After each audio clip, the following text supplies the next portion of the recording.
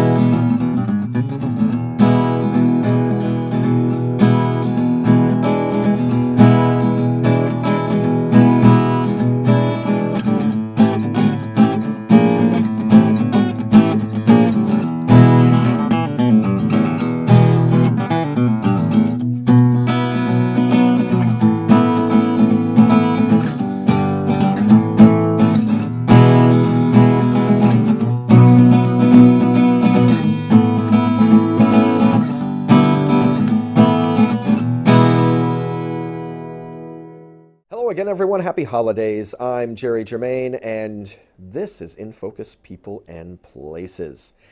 On today's show, we've got, a unique mix of things.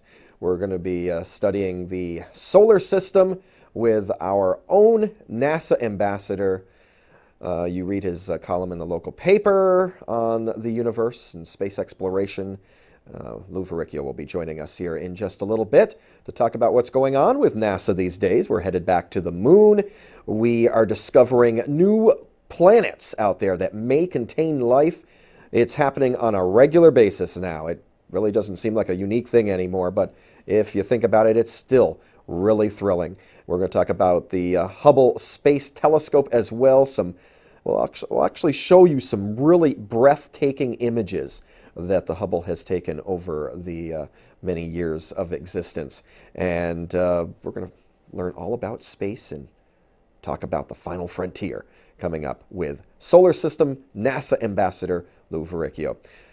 Then we're going to keep it right here in our own world, in our own backyard, as a matter of fact. We'll be heading up Route 7 to Shelburne, going back in time a little bit, because we will definitely, I'm the first to admit that this was pre-recorded, because it was a beautiful day when we went up to Shelburne Farms, which is a breathtakingly beautiful spot in of itself. We will go up there, check out some of the wonderful farm animals, talk with the wonderful staff, what Shelburne Farms is all about. It's for all ages. The kids love it. Parents love it. It is definitely got a little something for everybody. We will check it out. Shelburne Farms. And again, Lou Varricchio joining us on the program when we come back. It is INFOcus People and Places. Quick reminder to check out our website where you can find out more about all our guests, past, present, and future as well. There's a lot of great things at INFOcusOnTV.com. We'll be right back to talk about space, the final frontier, with NASA Ambassador Lou Varricchio right after these important messages. Keep it right here. Hi, this is Nancy Wilson. I'm talking to you from the Lawrence Memorial Library in Bristol, Vermont. I'm here to tell you a little bit about what's happening at the library the week of December 3rd. We have our regular Monday morning story time at 10:30. That's for toddlers, children ages 18 months to about 3. And that includes some books being read to the children, as well as a craft activity and some songs and finger plays. On Thursday, we have our story time for preschool children. That's for kids a little bit older who can sit still for a little longer for more stories. And that happens at 10, as I said. And there's no pre-registration required for either of those story times, and you can call us for more information. I'd also like to talk to you today a little bit about some of our holiday books that we have available for people to borrow. I'd encourage you to come early to take our holiday books. We have a special display, and some of the things that we have are 101 ways to say Merry Christmas for less than $25. So if you're looking for inexpensive gifts for people, this is a great book. This is a really lovely book put out by Victoria Publishing, which is actually not in business anymore, but it's a lovely book about decorating your house in old-fashioned style with old-fashioned Christmas foods and so forth. All kinds of Christmas books, decorations, crafts, and festive foods, herbal gifts for the holiday, which is a really nice idea. So just come and take out some Christmas books, and we have movies, Christmas movies, of course, all the holiday favorites, as well as lots of Christmas music and other kinds of holiday music. So come in and take some books out. And we're here. We're on regular hours for the first 3 weeks of the month. Those hours are Monday from 10 until 5. Tuesday and Thursday we're open 10 until 8. On Wednesday and Friday we're open 1 until 5. And on Saturday 9 to 1. We are at 40 North Street in Bristol, Vermont, and our phone is 453-2366. Thank you. Welcome back, INFOcus People and Places. Joining us in the studio, as promised, our local solar system ambassador for NASA, Lou Varricchio. Hi, Lou. Hi, Jerry. Thanks for coming back, and you've got the orange jumpsuit. Yes, a little late for Thanksgiving and Halloween, but you wore this a long time ago when I think you were first on the program, and we just wanted to kind of, for those people out there that are new to the program, haven't seen you on here before, and especially seen you in the jumpsuit, which kind of makes things really official. You got the NASA patch on there and everything. Got the nameplate and all that. I like to. This is a uniform that I like to wear when I go into schools and talk to young people. Not necessarily into space. No, I haven't been up there yet. The highest I've been is about 35,000 feet, which is probably as high as anyone else has been in a commercial jet. But and how did you manage that? 35,000 feet. I paid a ticket. And, okay. Flew to Tampa, Florida. Oh, okay. All right. I thought maybe you had been up there. 34. NASA took you up. Oh, or no. I'm sure they go much higher. They go very much higher. But typical jets go in that range, at least commercial jets. All right. So let's bring people up to snuff on what it is that you're all about. You're a solar system ambassador. Yes. What does that mean? Well, I'll give you a little background. I was a science writer with the NASA Ames Research Center out in California, and I worked on the X-33 program, actually the wind tunnel tests for that spacecraft that was supposed to replace the shuttle. Right. It went way over budget, and Congress pulled the plug on the program, and as a result, I went down the drain with a lot of other people when the plug was pulled. But thankfully, I've been able to keep my association with NASA in the capacity of what's called a solar system ambassador. And that does not give me diplomatic immunity, as I've mentioned here before. What it is, it's pretty much a public outreach program sponsored by both NASA and its Jet Propulsion Laboratory, which is in Pasadena, California. We ambassadors, there's one or two or even a couple more in the bigger states, in all the 50 states and territories of the United States, and we basically go out. Our primary focus is young people, talk about space exploration, planets, stars. I also like to talk to adults about the space program. Because a lot of people come up to me and say, am I getting my money's worth with the space program? Why are we spending so much money to go into space? Is it worth it? And my job is to explain what we're doing, the various programs and projects that NASA and JPL are undertaking, and the exciting far horizon of space that's opening up and has been opened up since the early 60s, and we're going places, and I think it's important that the American voter, citizens know what's going on with their space program. And it definitely is, not just from the NASA take on things, but the horizon is opening up, space is opening up to a lot of different groups right now. I mean, it's not just NASA, I think you would agree. I mean, you've got the European Space Agency. That's correct. Even China, India, has plans. Yes. African nations, South America. There's really an international effort to utilize space for commercial and research purposes, as well as explore space. And it's truly become an international high frontier. Speaking of international, let's start with the International Space Station. I know that there's a new flight coming up in early December to take a new exciting science project up there, add another little module onto the space station. What's going on with that? Well, the space station is, kind of give a little background, is really our main focus to prepare for crewed missions to go to Mars. And return to the moon and beyond. The space station is essentially an orbiting platform that enables the crews to do research, study the effects of weightlessness on the human body, which is really, physiology type experiments. Do solar experiments, study the effects of weightlessness on other living things.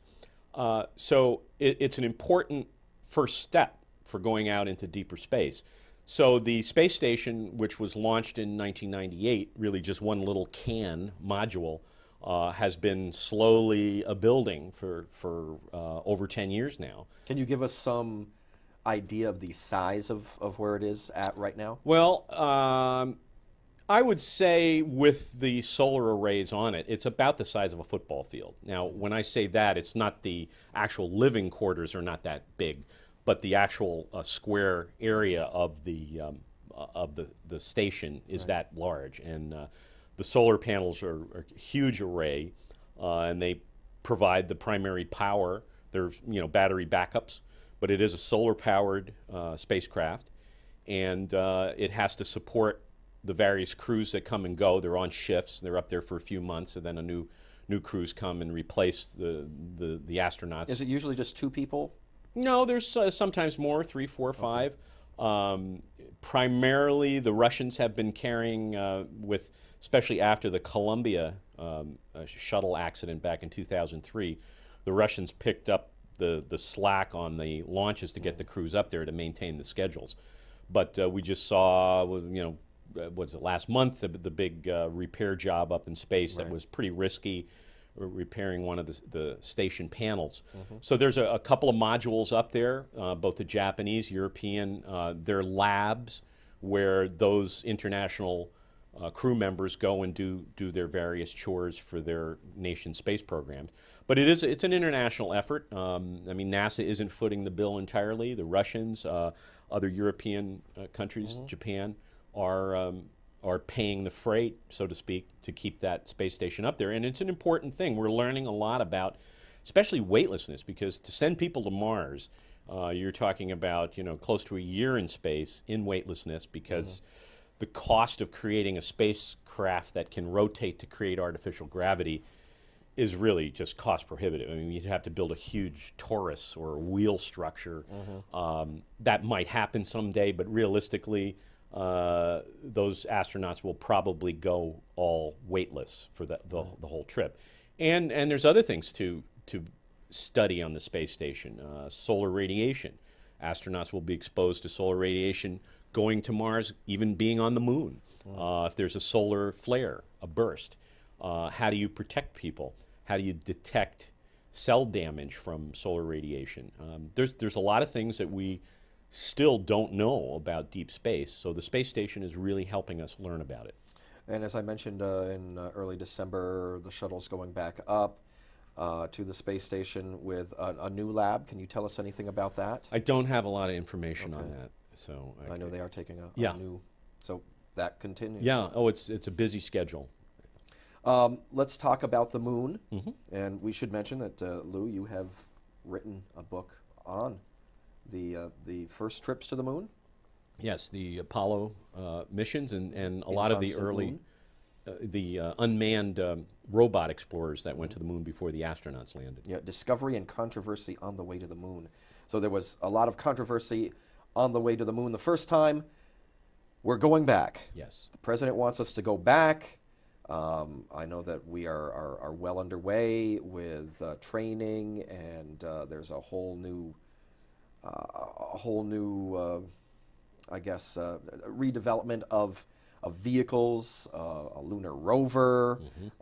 They've come up with something new there, and the Constellation project. You've got a whole new rocket system to take us back to the moon. It's not like we're just going to fly the shuttle there and land and park and there we are. No, it's a whole project. Yes.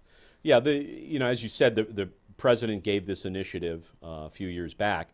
The big thing with sustaining a space program is that the next president will support that. And sometimes these can be political decisions that one party or another doesn't support because they don't want to be seen as supporting the other party. So it's often difficult to sustain programs because of politics. And we don't have the kind of visionary John F. Kennedy who really, while he didn't start the space program, Eisenhower did, that kind of vision to sustain us through multiple political parties or administrations. But it looks promising, and I think Congress has, on both sides of the aisle, has seen the importance of this new initiative, which is basically to replace the shuttle.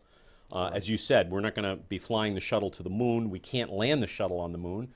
The shuttle is built to be launched into space on a rocket and land like a glider. There's no air on the moon. The wings would have no lift or controllability to get on the surface, so we need to replace it with something that's pretty much like the old Apollo spacecraft. But you mentioned Constellation. That's the overall sort of the umbrella program that's building this replacement spacecraft. And it will use a lot of shuttle components, especially in the rocket system, the solid rocket booster and that big tank. A lot of that technology you'll see on this new replacement.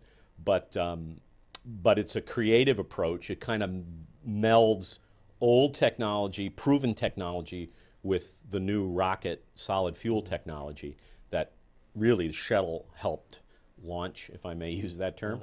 So it's pretty exciting. And this is going to be a very versatile spacecraft, because you can go up to a space station in low Earth orbit. You can go to the moon with it. You can go to Mars with it. If you want to go beyond Mars, there's no reason why you can't use it for that too. So finally, we're getting not so much a specialized craft like the shuttle, which can only basically be like a shuttle bus going up and down and nowhere else to go.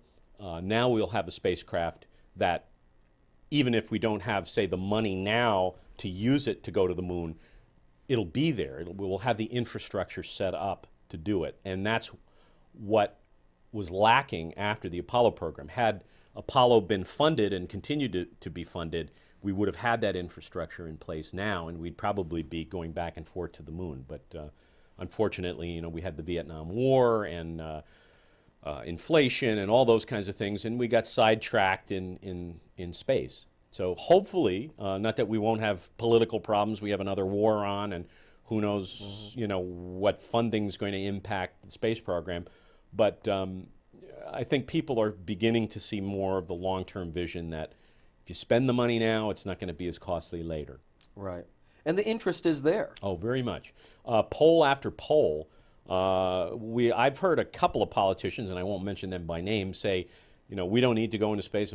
Well, it's funny that they'll listen to polls for something that is a pet project for theirs, but they don't listen to polls when it comes to the public's interest in space. Right. And it's very strong.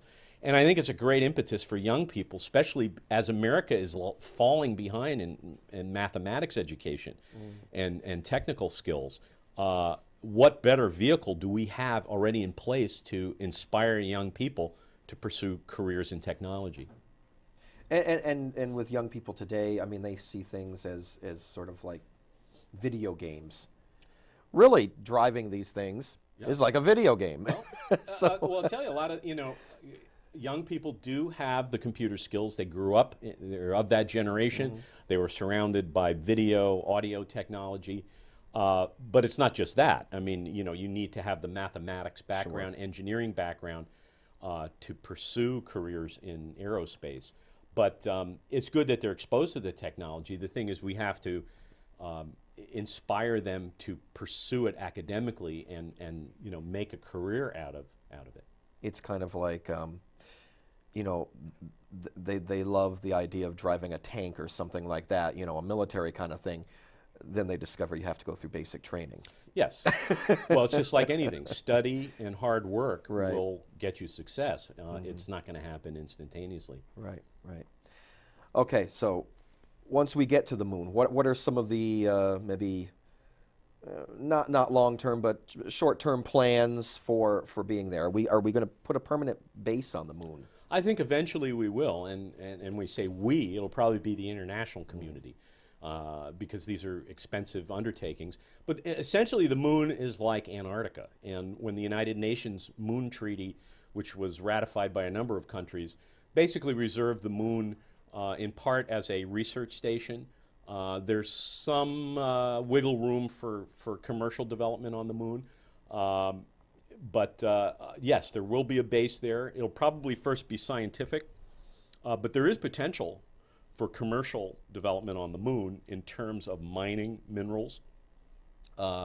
One big opportunity for energy development on the moon is helium and an isotope of helium called helium-3, which a lot of energy and I should say physicists who are studying fusion technology, which is we have fission nuclear power plants, which are the ones in use today. Fusion power plants are the ones that are hopefully going to come online somewhere down the road. And that recreates the kind of nuclear power inside our sun and all the stars.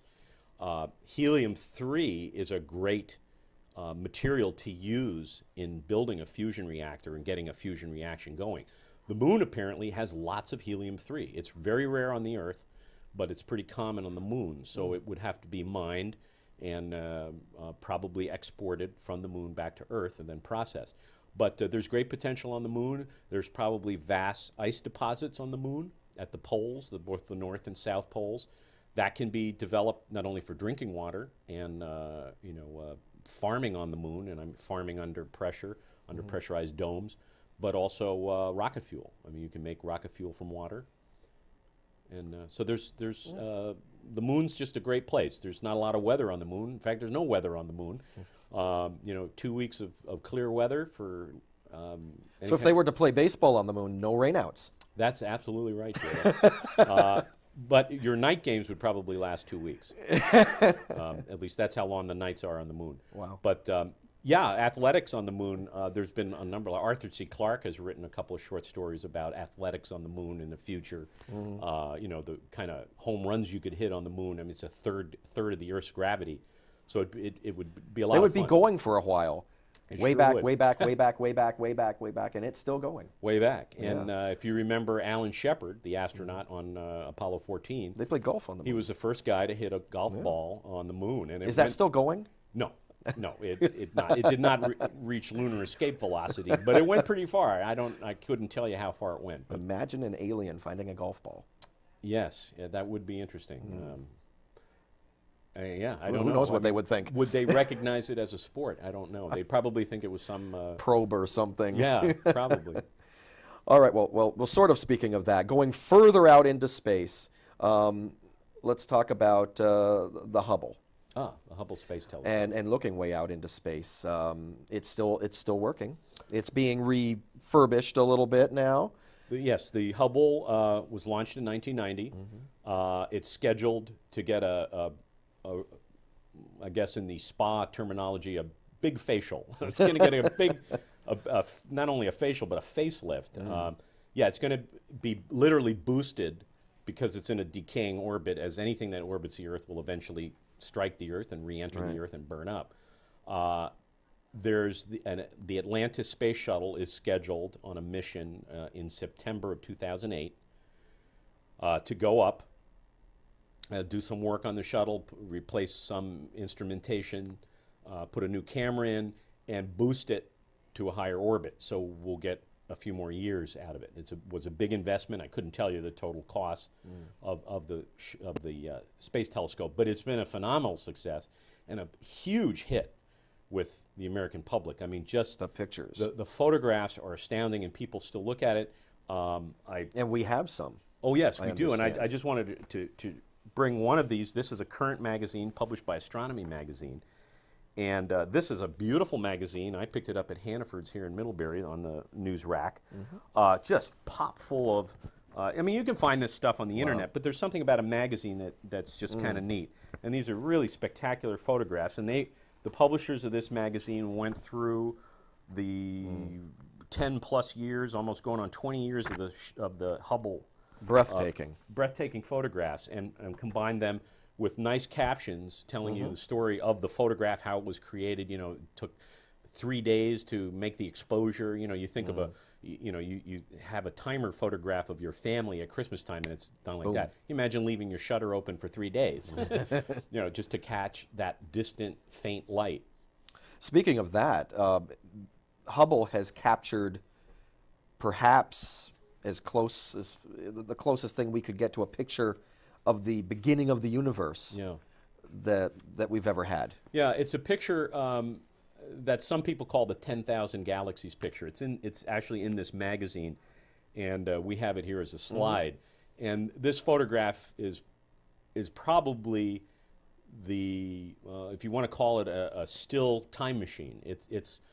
You're looking as far back as any human eye can ever possibly look into the early universe. And this image shows someone apparently sat down and counted all the galaxies in that within that frame, and there's 10,000 of them. They're Wow. they're wheel shaped, they're elliptical shaped, they're balls of light, and these are the galaxies that were really the first galaxies that formed out of the Big Bang. And what you're looking at, they don't exist anymore. You're looking back at basically a fossil picture of the universe. We can see it because of the theory of relativity and how light at the speed of light travels, and in a sense, the farther back into space you look, the farther back into time you look. So this image shows these galaxies as they appeared shortly after the creation of the universe. And when we say shortly, we're saying billions of, 100 million years maybe. Right. But these galaxies have dispersed. They've become other galaxies since then. A little bit of them might be in our own galaxy. Who knows? But yeah, it's a stunning image, and if you stare at it for a while, you really begin just to feel the awesome immensity of the universe. We have some other pictures as well. Yes, that Hubble has taken. I thought it would. We could kind of look some closer to home, some farther away. This one image here is Comet 73P. And this was a periodic comet that appeared back in 2006. And this image shows the disintegration of the comet. This was taken by Hubble, and you can see almost two distinct parts. So that's kind of interesting to look at. And that was discovered by German astronomers. Now, how do they know what to look for? Are they just kind of glancing around and they come across something, or do they have clues of where these things are, Well, and so they're actually looking for this? Well, that's a very good question. A lot of the, I would say, the real deep space objects you can't even see from the Earth. So in that sense, Hubble is the first eye looking at these places, and these long exposures. Just because the light is so faint, I mean, you're talking about an exposure that will last 3 days to capture these 10,000 galaxies. So the astronomers behind the Hubble are saying, this looks like an area we should look at. So let's point the Hubble there and see what comes up on the lens.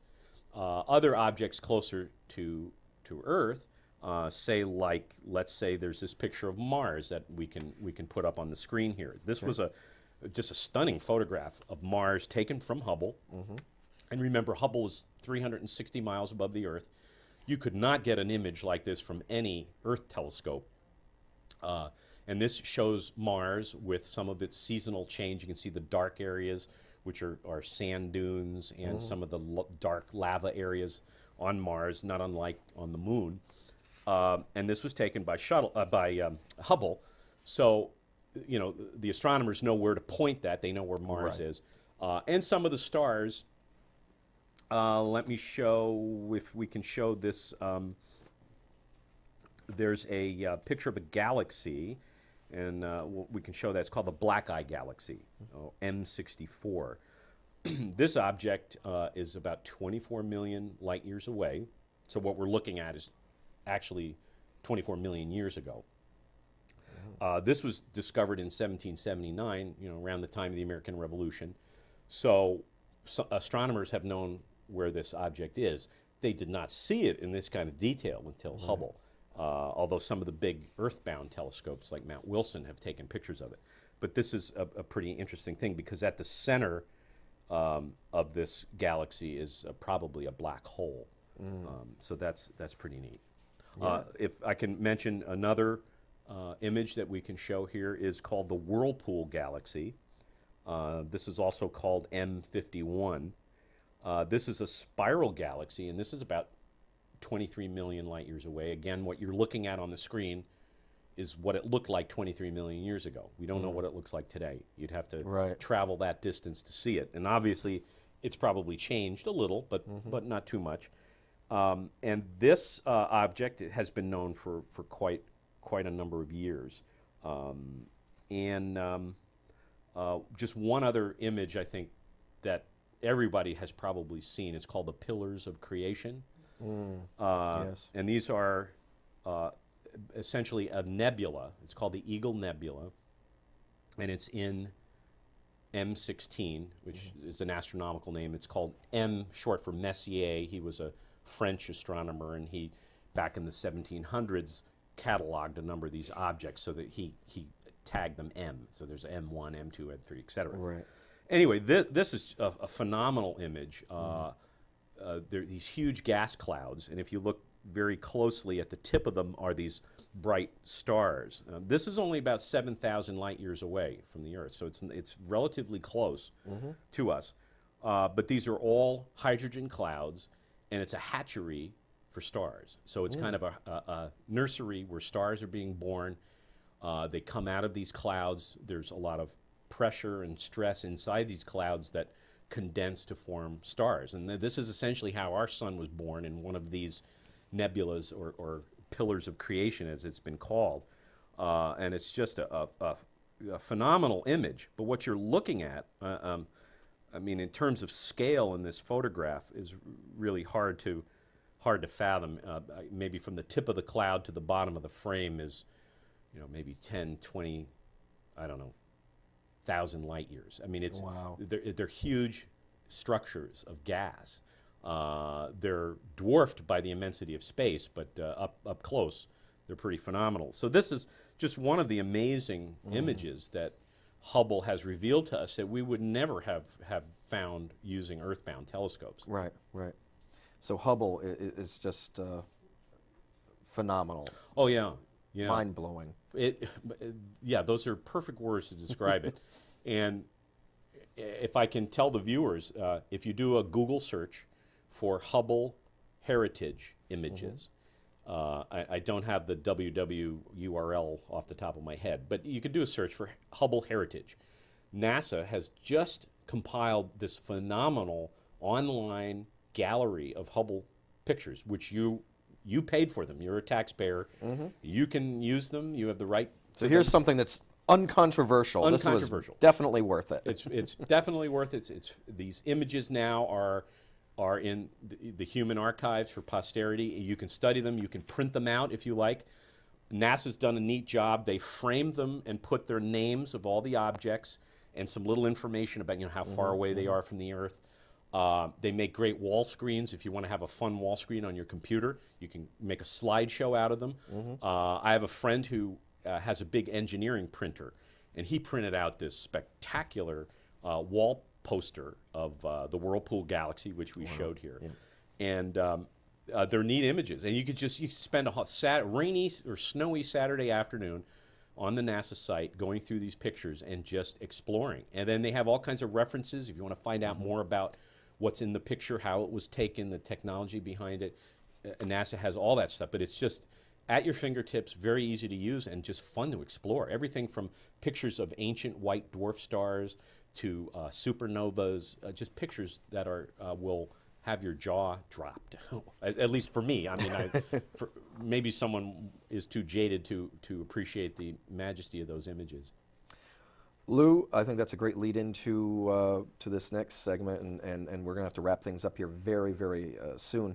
But want to talk about, hopefully someday, I don't know if Hubble has yet or not, maybe in the future, some pictures of these new planets that have been discovered. I know they're way out there, Yes. but it just seems like every other day now we hear about something new being discovered. Yeah, well, now we're beginning to figure out how to detect planets around distant suns. We don't actually see the planets. Right. Even something the size of Jupiter is still undetectable by Earth telescopes, and as well as Hubble. Hubble could not detect something that small. We infer the existence of these planets by their gravitational effect on their home star. So when a star wobbles, it usually indicates that it has something around it. either a large planet or a family of planets. And most recently, we found a planet that's among 4 or 5 other planets that were also discovered within the past year. And this planet orbits a distant star called 55 Cancri in the constellation Cancer. It's in what they call the habitable zone. Now, immediately people think, oh, there's life on this planet. Well, Mars is in the habitable zone of our sun, and I think technically Venus is too, but I don't think there's life on any of them. Possibly Mars is the most likely one. And it's not life as we, picture it as. Right. It could be microscopic. Yeah. It could be a bacterial, viral type of life, or it could be advanced life. We don't know. But this planet is probably pretty large, so at least the kind of life we understand could not survive on it, at least, humanoid type life. That doesn't mean life couldn't exist on it. Life is pretty adaptable on Earth, so it's probably pretty adaptable on other planets. All right. Why this, is it this new technology, this new way of finding planets that has suddenly, this big burst of discovery? Well, we have better computing technology today. And a lot of this pioneering work looking for planets beyond the solar system really started in the 1960s. I think the earliest claim was made in 1963, and it was kind of poo-pooed at the time because they said, yeah, there's no way you can figure it out. I think some of the scientists have gone back and looked at that data and found that there is a planet around that star, Bernard star, I think it was. So it's really just there's better instrumentation to detect, small perturbations or changes, movements in stars that would be affected by nearby planets or even nearby, dim suns. Mm-hmm. Some of these stars could have companion, like dark stars that we couldn't detect. Lou Varricchio, thank you so much. He is the local solar system ambassador, and we will have links to NASA and some of those really cool Hubble pictures out there through our website, of course, INFOcusOnTV.com. Lou, always a pleasure. Thank you so much. Thank you, Jerry. All right, that's going to do it. We've got more on the way. Keep it right here. More of In Focus, People and Places. I don't know if we'll be heading to space next or not, but we'll be back with some interesting things in our own backyard when we come back. I'm Porter Knight, author of Organized to Last, the book and DVD on staying organized, with your holiday tip on organizing your holiday shopping. Now, don't panic if you're looking at this and you haven't already done your holiday shopping, like some of those extremely organized people who did it all before school started. There's still a chance for you to have a positive holiday shopping experience. The first thing you want to do is think about who you're buying for and what your budget is. That's your plan. Write it down so you can stay within it. Then choose when you're going to go shopping and take your list with you. And remember, what's important about the holiday season and gift giving is the intention, the thought behind the gift. Emphasize that and not the quantity. You don't have to buy a lot. What you want to do is buy carefully. So keep your plan in mind, who you're shopping for and how much you have to spend. Enjoy the shopping experience and then enjoy the gift giving. Happy holidays. Hello again, everyone. I'm Jerry Germain. Welcome to In Focus, People and Places. We're on the road here at Shelburne Farms in beautiful Shelburne, Vermont, very close to Lake Champlain. I'm here with the Director of Public Relations for Shelburne Farms, Rosalind Graham. Rosalind, thank you so much for inviting us here and having us here for this visit. We're so pleased to have you here and to talk to our friends in Middlebury. Talk a little bit about Shelburne Farms. Some people mistaken this place to be associated with that other big entity on the other side of Shelburne. I think you know what I'm talking about, but you are no connection with that. You're your own world. We're definitely a very different place than Shelburne Museum. Shelburne Farms was there's a family connection, but it doesn't exist today. We're two completely separate entities. Shelburne Farms was founded in 1886 when Dr. William Seward Webb and his wife Lila Vanderbilt Webb moved to Burlington, fell in love with Shelburne Point, and they were able to buy a large number of small farms that were here on Shelburne Point and put together what at one time was a 3,800 acre estate, agricultural estate. And the first thing that they did when they owned all of that land was to invite their friend Frederick Law Olmsted, the famous landscape architect, to come and design this amazing property. So when you see today, when you come here to visit and drive through the property, you see curving roads, you see lovely little woodlands, you see lovely green fields. That actually was designed and done in the 1880s. At the same time, they built the buildings which today are on the historic register. This farm barn that we're standing in the middle of the courtyard, which was then the center of agricultural activities. It's now the center of our educational program and a lot of our public programs. We have school field trips that come here throughout the school year. And I know that's a very important aspect that you really want to concentrate on a lot. It definitely is. The mission of Shelburne Farms today is to cultivate a conservation ethic. So to make people aware of environmental issues and how important their stewardship is in environmental conservation. And how do you do that? Well, we do it by talking to people from little wee kids, and I think you're going to have a chance to sort of experience that when you go to visit the children's farmyard. Little children who come here, who do farm-related activities, and who come to understand that agriculture actually is a part of their lives, because those animals in the children's farmyard and the milk and the eggs are what make the food that ends up on their table. What we realize is that there was a time, maybe only 1 or 2 generations ago, when everybody either had grown up on a farm or at least their grandfather had a farm. Nowadays, most people are much more remote from that, and children tend not to know their food as anything except something that comes from the supermarket. This is an attempt to raise their awareness of that, and then from that we find they then become stewards. They want to help to make that environmental security continue. To go back to the history, they built the farm barn, they built a beautiful house on the shores of Lake Champlain, which was their home, a number of other spectacular buildings. For a couple of generations, this was their estate. It was a model agricultural estate, so they always were interested in agriculture. In the last 30 years, operating a property as large as this as a private farm became impossible.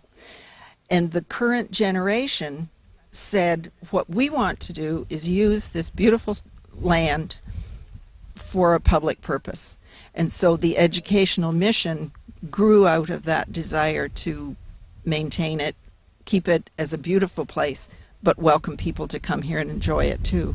So Shelburne Farms now is a nonprofit corporation set up to be an environmental education center, and that's what we do. And if people would like more information, there is a website, and we will be linked through our INFOcusOnTV.com website, so you can find out all about Shelburne Farms, hours, and calendar of events, and all of that. And you have lots of things going on. You have festivals in the fall, Yes. and so much. We have a harvest festival in the middle of September. We have an art exhibition that goes on in September and October. Something that your October viewers will be able to come to is we have a Winterfest here at the beginning of February, which is just a way to come and have fun here in the middle of the winter in the cold weather. And then lots of programs, and the website is a good place to find out about them. Day programs, weekend programs, week-long programs where people come, stay here, learn a particular subject from an expert. I know a particular subject that is near and dear to your heart, and everybody here, is your award-winning cheese making. We'll talk more about that, but just tell the folks a little bit about the cheese. One of the essential things with this property was to find a way to turn a farm product into cash that would help to support the educational program.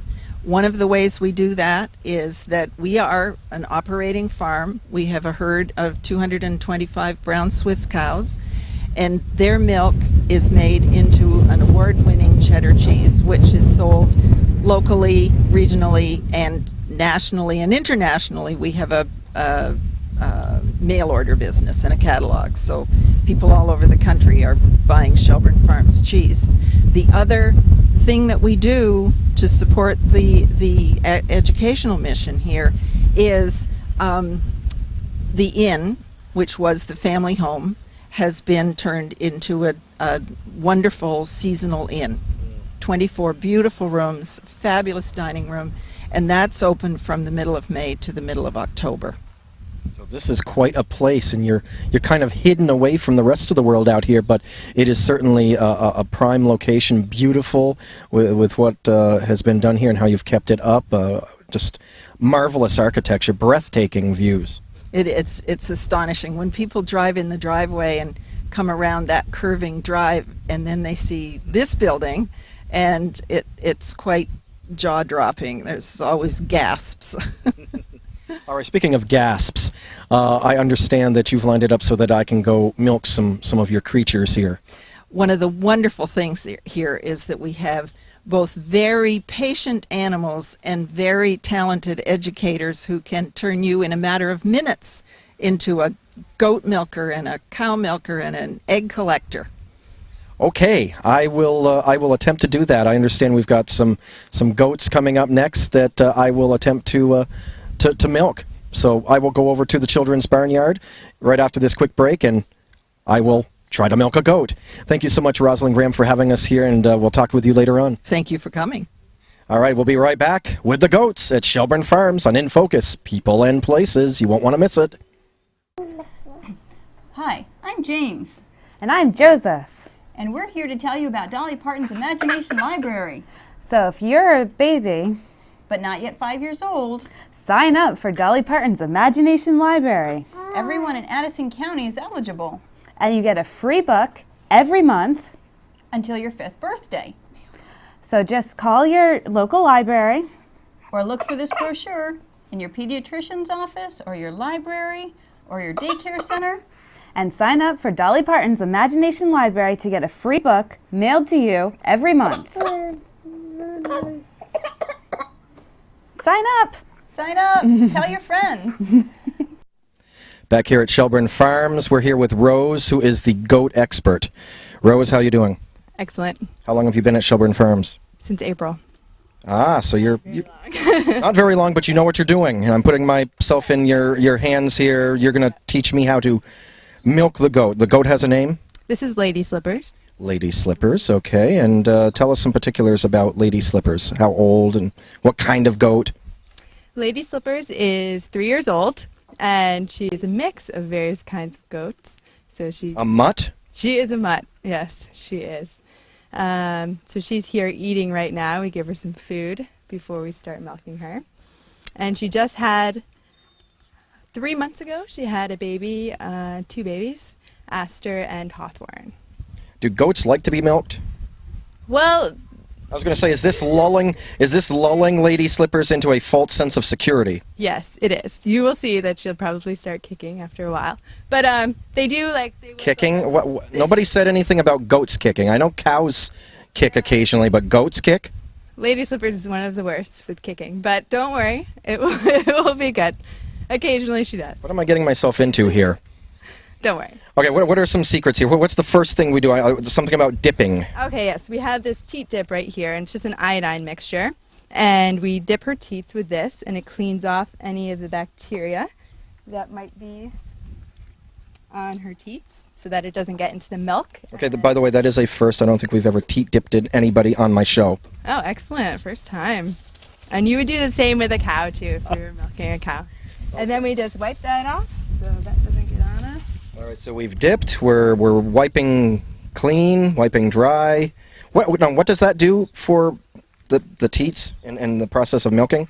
Well, we don't want any bacteria that might be on her to get into the milk or go back into her teat and cause an infection. Uh-oh, she's starting to buck. Starting. Some goats aren't as bad, but All right, she'll so be what's good. the next process? We're going to have me actually do this here. Okay.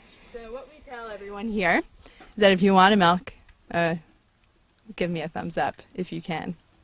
And then flip that over. Okay. And our practicing, so we have our other hand here, and we make a circle. Hold on a second. I've got to put my signature clipboard down here so I can do this better. All right. So you make a circle with your milking hand. This is going to be our pretend teat and our pretend udder. We make a tight circle way at the top of the teat with these two fingers. Okay. I can't hear her. Should I start over? All right, give me a thumbs up if you want to milk. And then flip it over.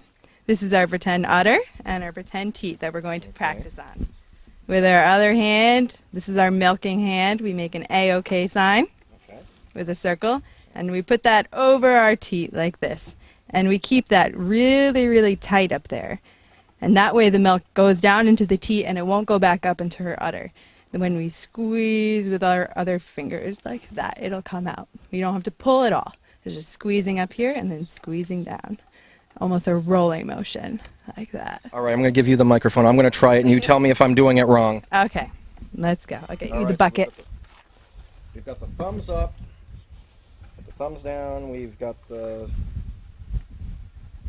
The Is tight that- squeeze at the top. Are you talking to the microphone? Tight squeeze at the top. Tight squeeze at the top. And then squeeze with your other fingers. Okay. Exactly. Okay. Perfect. All right. So, how do we do this here? So that's the teat you're going to be using right here. Right here. Make that tight squeeze at the top. And put the pail underneath, correct? Yes, first step. Put the pail underneath. Okay. And then make that tight squeeze. Now squeeze with the other fingers. There you go. You got it on your hand, but I did. next step is to get it in the bucket. Okay. I See- feel like I'm hurting the poor animal. No, she doesn't mind. Okay. And if you make that top circle up higher, you don't even have to pull there. Just squeeze. Just squeeze.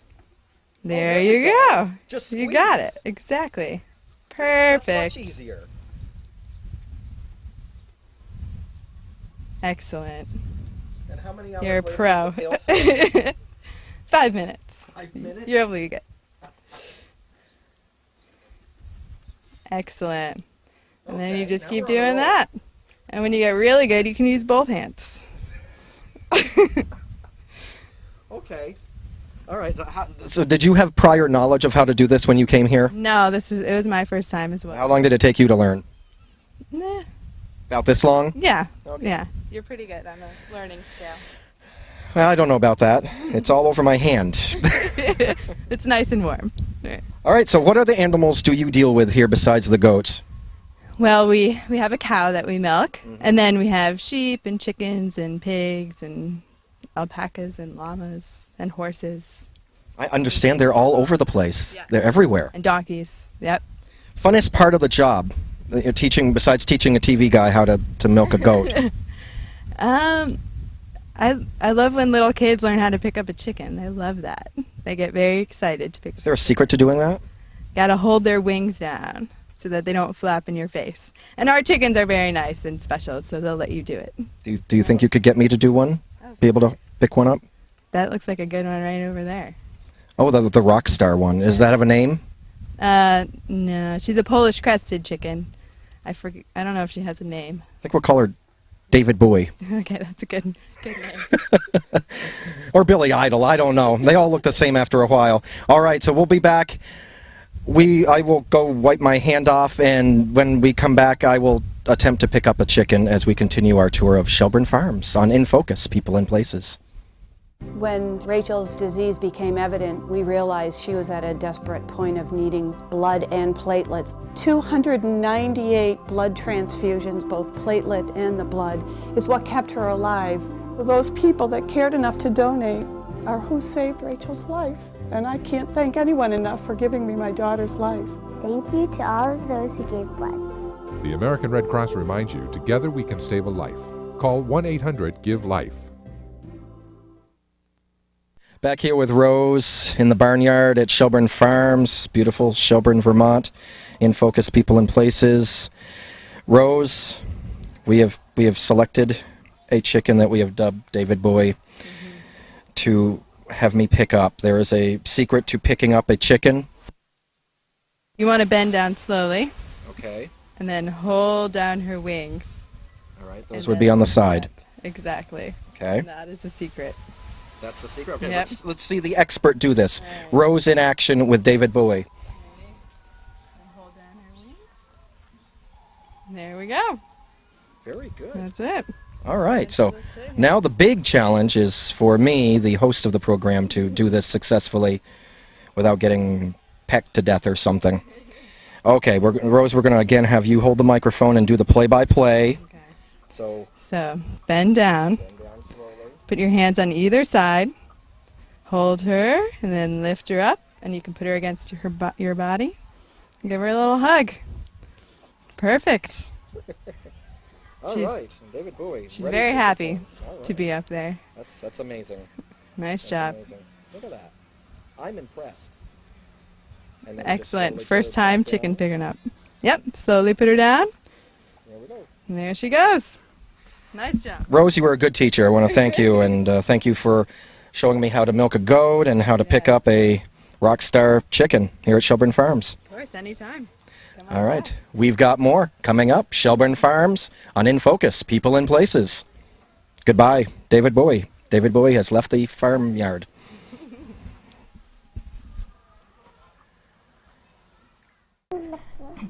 Hi, I'm James, And I'm Joseph. and we're here to tell you about Dolly Parton's Imagination Library. So if you're a baby, But not yet 5 years old, sign up for Dolly Parton's Imagination Library. everyone in Addison County is eligible And you get a free book every month. until your 5th birthday. So just call your local library. Or look for this brochure in your pediatrician's office or your library or your daycare center. And sign up for Dolly Parton's Imagination Library to get a free book mailed to you every month. Sign up! Sign up, tell your friends. That's going to do it for another exciting edition of INFOcus People and Places, where we traveled all around the cosmos today. We went up to Shelburne Farms. Hope you enjoyed that. I'm sure you really enjoyed the images of a beautiful, beautiful cloudless sky, and just imagine the warm temperatures out there in the fields of Shelburne Farms. It's a beautiful day, and we had a great time bringing that segment to you, introducing you to the wonderful animals and all the fine folks up there at Shelburne Farms. I want to thank them for allowing us to go up there and film their wonderful establishment in Shelburne, Vermont. And of course, we want to thank, it's always a pleasure having him here. It's always a very educational time when we find out all about the universe with our pal Lou Varricchio from the Addison Eagle, and of course, our solar system NASA ambassador. As we mentioned some images that we showed you some images from the Hubble Space Telescope. We are going to close out today's program. We thought it would be great showing you a little bit more of what the Hubble has taken over its years of operation. So, as we leave you right now, we're going to leave you with some pictures of the cosmos. Until next time, I'm Germain. Take care.